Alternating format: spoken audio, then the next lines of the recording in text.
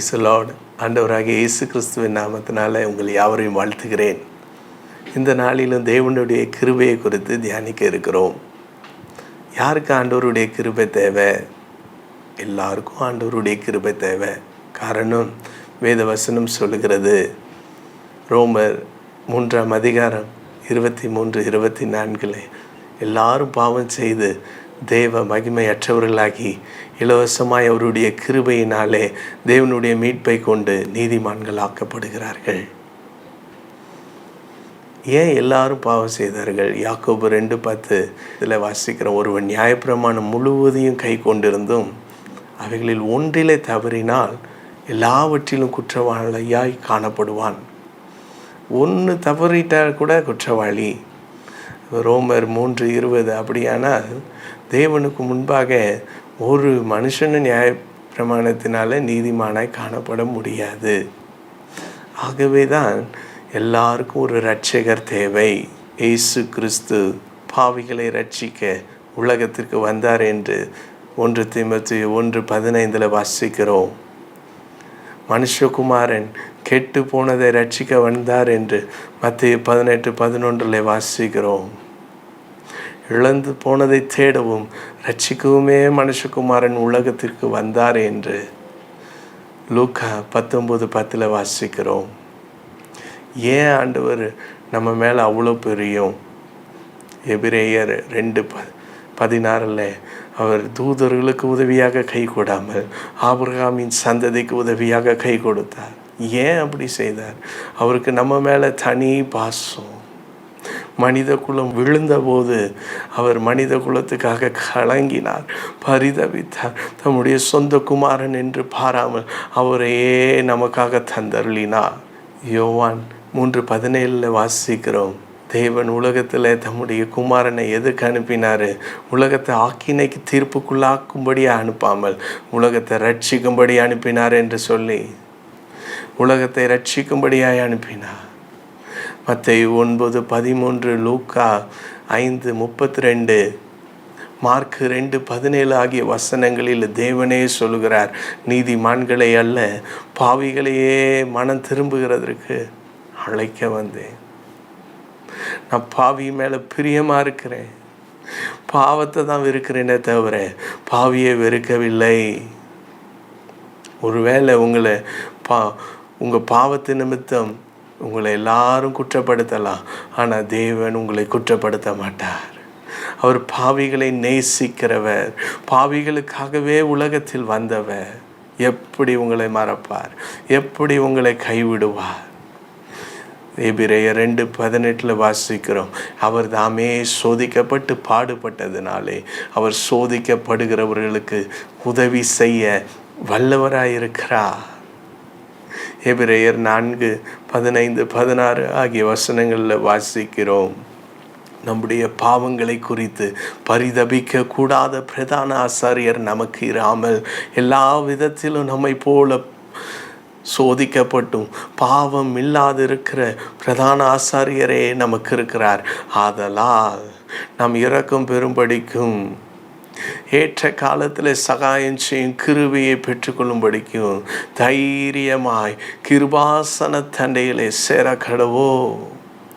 இந்த செய்தியை கேட்டுக்கொண்டிருக்கிற நீங்கள் ஒருவேளை ஏதாவது ஒரு பாவத்தில் சிக்கி கொண்டிருப்பீர்கள். ஆனால் இன்றைக்கு நான் உங்களுக்கு சொல்லுகிறேன், மகனே மகளே, நீங்கள் ஆண்டவரை உங்களிடத்தில் அழைத்து கொள்ளுங்கள். ஆண்டவர் என்கிட்ட வருவாரா? நான் பேசினா அவர் கேட்பாரா? பாவிகளை ஜெபத்தை அவர் கேட்க மாட்டாருன்றலாம் இருக்குது. பாவிக்கு செவி கொடுக்க மாட்டாருன்றலாம் இருக்குது. யோசுவா சொல்லுகிறார், இன்றைக்கு உங்களை பரிசுத்தம் பண்ணி கொள்ளுங்கள், நாளைக்கு உங்கள் மத்தியில் தேவனாகிய கர்த்தர் அற்புதங்களை செய்வார். அப்படி தானே வேதவசனம் இருக்கிறது. ஆமாம், அப்படி தான் இருந்தது. அதை மாற்றும்படியாக தான் இயேசு பாலமாக இந்த உலகத்தில் வந்தார். எல்லாரும் பாவம் செய்து தெய்வ மகிமையற்றவர்களாகி இலவசமாய் அவருடைய கிருபையினாலே தேவனுடைய மீட்பை கொண்டு ரட்சிக்கப்படுகிறார்கள். எப்படி இந்த ரட்சிப்பு வருகிறது? பழைய உடன்படிக்கையில் நாம் தான் பரிசுத்தமாக வாழணும். புது உடன்படிக்கையில் அவர் நம்மை தேடி வந்து நம்மை கழுவி நம்முடைய பாவங்களை நீக்கி நம்மை சுத்திகரிக்கிறார். இப்படி சுத்திகரிக்கப்பட்ட ஒரு மனுஷனை குறித்து பார்க்கலாமா? லூக்கா 19ஆம் அதிகாரம் 1 முதல் 10 வசனங்களை வாசிக்கும்போது அங்கு சகையுவை குறித்து வேதவசனம் தெளிவாய் நமக்கு சொல்லுகிறது. சகையுவுக்கு ஒரே ஆசை, எப்படியாவது இயேசுவை நான் பார்க்கணும். அவர் எப்படிப்பட்டவர், எப்படியாவது பார்க்கணும். ஆனால் எல்லாரும் அவனை ஏளனமாக பாவியாக பார்த்தாங்க. ஆகவே ஜனக்கூட்டத்துக்கு தெரியாமல், இயேசுவுக்கும் தெரியாமல், நான் எப்படியாவது இயேசுவை பார்க்கணும். அதற்காக தான் காட்டத்தி மரத்தில் ஏறி இயேசு வருகிற வழியில் இயேசுவுக்காக காத்து கொண்டிருந்தான். அந்த மரத்தினுடைய அமைப்பு எப்படின்னா, மேலே இருந்து கீழே பார்த்தா நல்லா தெரியும், ஆனால் கீழே இருந்து மேலே பார்த்தா யார் இருக்காண்டே தெரியாது. அப்படிப்பட்ட மரம் தான் காட்டத்தி மரம். ஆனால் இயேசு அந்த மரத்தின் அருகே வந்தபோது அவர் அங்கே நின்று, சகையுவே, நீ சீக்கிரமாக கீழே இறங்கி வா, இன்றைக்கு நான் உன் வீட்டில் தங்க வேண்டும் என்றார். சகையுக்கு என்ன விருப்பம்னா, அவரை பார்த்தா போதும், பார்க்குறதே பெரிய விஷயம்ப்பா, இயேசுவை பார்த்தா போதும் என்று நினைத்தான். அப்படி நினைத்த சகையுவை ஆண்டவர் சொன்னார், சகையுவே, நீ என்னப்பா பார்க்கறதுக்கு ஆசைப்பட்ட, நான் உன் வீட்டிலேயே தங்கணுன்ட்டு ஆசைப்படுறேன்ப்பா. இன்றைக்கு இயேசு அப்படிதான் உங்கள் வீட்லேயும் தங்குறதுக்கு ஆசைப்படுகிறார். உங்கள் உள்ளத்தில் தங்குறதுக்கு ஆசைப்படுகிறார். உங்கள் இல்லத்தில் வர்றதுக்கு ஆசைப்படுகிறார். நீங்கள் ஏற்றுக்கொள்வீங்களா? நீங்கள் ஏற்றுக்கொண்ட உங்கள் வாழ்க்கையை அவர் மாற்றுவார். உங்கள் முன் நிலைமையை காட்டிலும் பின் நிலைமை நற்சீர் உள்ளதாக மாறும். உங்களுக்கு தலைகீழ் மாற்றத்தை அவரால் உண்டாக்கக்கூடும். அவர் இரட்சகர். எப்படிப்பட்ட பாவ பழக்கமாக இருந்தாலும் குமாரன் உங்களை விடுதலை ஆக்கினால் மெய்யாகவே விடுதலை ஆவீர்கள். எப்படிப்பட்ட பாவத்தையும் அவர் மன்னிப்பார். எப்படிப்பட்ட பாவியையும் அவர் சிநேகிப்பார், அவர் நேசிப்பார். பாவிக்காகவே இந்த பூமிக்கு வந்தவர், பாவிக்காகவே தன்னுடைய இரத்தத்தை சிந்தினவர். எத்தனை நேரம் உன்னை அழைத்தார், இத்தனை காலம் நீ தள்ளலாமோ? கர்த்தரின் சித்தம் உன் வேளையிதே, கண்டு உணர்ந்து விரைந்தே நீ வா. கர்த்தரின் சித்தம் உன் வேளையிதே, கண்டு உணர்ந்து விரைந்தே நீ வா. ஆம் பிரியமானவர்களே, பாவியை நேசிக்கிறவர், பாவியை நேசிக்கிறவர். உலகம் உங்களை விபச்சாரக்காரன், வேசிக்கல்லன், கொலைகாரன் என்று சொல்லலாம். உலகம் உங்களை குற்றமாய் சாற்றலாம், குற்றமே படுத்தலாம். ஆனால் இயேசு உங்களை குற்றப்படுத்துகிறவர் அல்ல.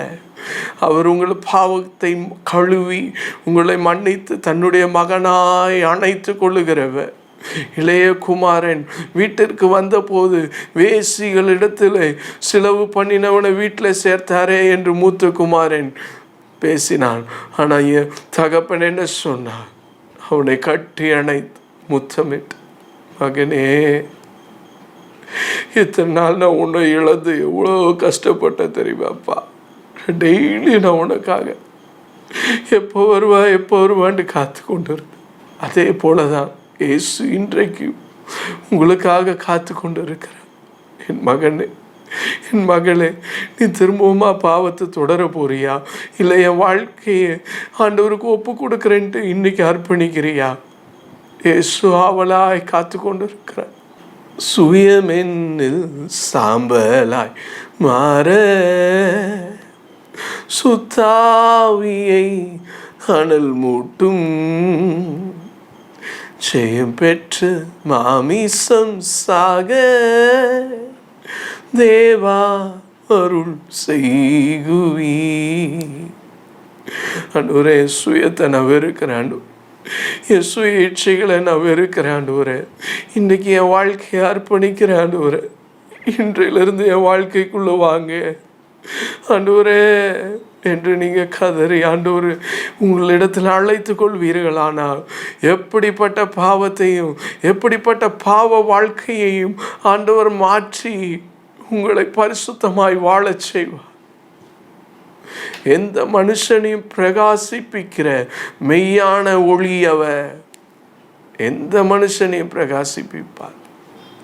சகைவ ஆண்டவர், இன்னைக்கு உன் வீட்டில் நான் தங்கணும்னாரு. நீ சீக்கிரமா வாப்பா, ஆண்டவர் பார்க்கணுன்ட்டு ஆசைப்பட்டல, இனிமே தாமதிக்காத, நீ சீக்கிரமா வா. இன்னைக்கு ஆண்டவர் சொல்லுகிறார், உங்களை பார்த்து அதே சொல்றாரு, இதுவரைக்கும் வாழ்ந்த வாழ்க்கை போதும், இனி என்கிட்ட வரணுன்ட்டு முடிவு எடுத்துட்டல, இனிமே தாமதிக்காத, சீக்கிரமா வா, சீக்கிரமா வா. மற்றவர்கள் என்ன சொல்லுவாங்க அதெல்லாம் பார்க்காதீங்க, யோசிக்காதீங்க. ஆண்டவருக்கு வாழ்க்கையை அர்ப்பணிக்கணுன்ட்டு நினச்சிட்டிங்கன்னா நண்பர்கள் என்ன சொல்லுவாங்க, நான் இதுவரைக்கும் என்னுடைய நண்பர்கள் என்னுடைய சர்க்கிளே வேற இல்லை, அவங்கெல்லாம் என்னை எப்படி பார்ப்பாங்க, எதை குறித்து யோசிக்காதீங்க. அவர் உங்களிடத்தில் யோசிக்காமல் வருகிறார் அல்லவா. சகையு வீட்டிற்கு போகும்போது அநேகர் அவரை குறித்து, இயேசுவை குறித்து முறுமுறுத்தார்கள், என்ன பாவி வீட்டுக்கு இவர் போகிறாருன்ட்டு. ஆனால் அவர் இப்போலாம் காதை சாய்க்காம, எனக்கு என் பிள்ளை தான் முக்கியம்ன்ட்டு வந்தார்ல. அப்போது நீங்கள் ஒரு முடிவு எடுக்க வேண்டாமா, இன்னிலிருந்து நான் ஆண்டவருக்காக வாழ்வேன், இன்னிலிருந்து என் பாவ பழக்கத்துக்கு ஒரு முற்றுப்புள்ளி வைக்கிறேன், இனிமேல் நான் தேவனுக்காக ஜீவிப்பேன். என்ன நடந்தது? இயேசு அந்த வீட்டுக்குள்ளே போனார். சகையு கிட்ட, நீ எப்படி இருக்கணும், நீ இனிமேல் இப்படிலாம் செய்யக்கூடாது, எந்த உபதேசமும் பண்ணலை. சகையுடைய உள்ளம் மாற்றப்பட்டது.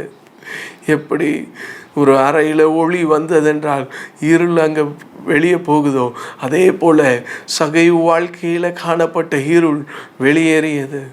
பாவ கட்டுகளிலிருந்து விடுதலையை பெற்றுக்கொண்டான். ஆண்டவர் சொன்னார், இந்த வீட்டுக்கு ரட்சிப்பு வந்தது, இந்த வீட்டுக்கு ரட்சிப்பு வந்தது. இயேசு வந்த வீட்டில் எங்கெல்லாம் இயேசு சென்றாரோ அங்கெல்லாம் ரட்சிப்பு உண்டாயிற்று. தேவனுடைய பிள்ளையே, நீ ஒருவேளை பாவத்துக்கு அடிமையாக இருந்தினா ஆண்டவர் இடத்துல உடனே ஒப்புரவாகு. ஆண்டவர் உன்னை கழுவுவார், ஆண்டவர் உன்னை கழுவுவார்.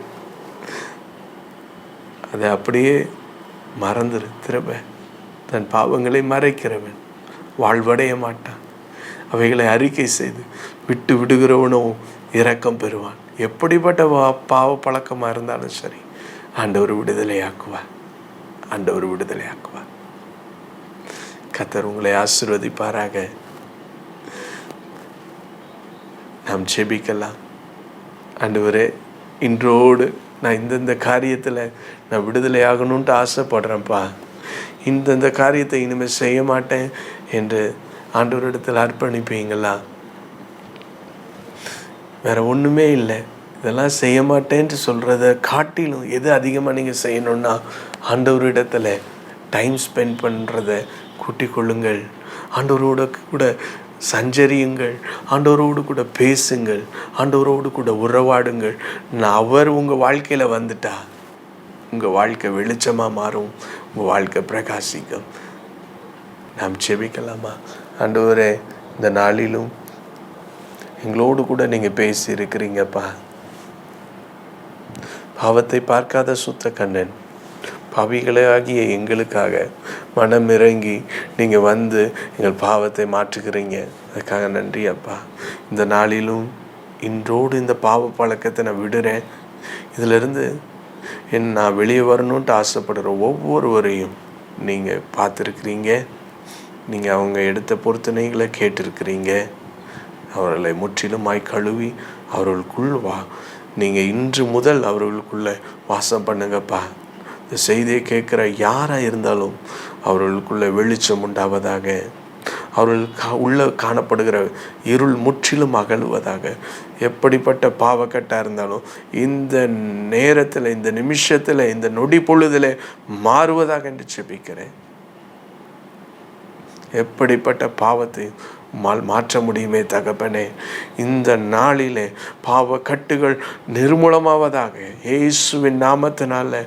கல்வாரியிலே நீ சிந்தின இரத்தம் அவர்கள் பாவத்தை எல்லாவற்றையும் கழுவி இருக்கிறது என்பதை அவர்கள் மனப்பூர்வமாய் விசுவாசித்து இனி அந்த பாவ பழக்கத்துக்குள்ளே போகாதபடிக்கு தங்களை காத்துக்கொள்வதற்கு உடைய கிருபையினால் அவர்களை ரட்சிப்பீராக. இயேசுவின் மூலம் ஜெபிக்கிறதும் நல்ல பிதாவே, ஆமென். God bless you.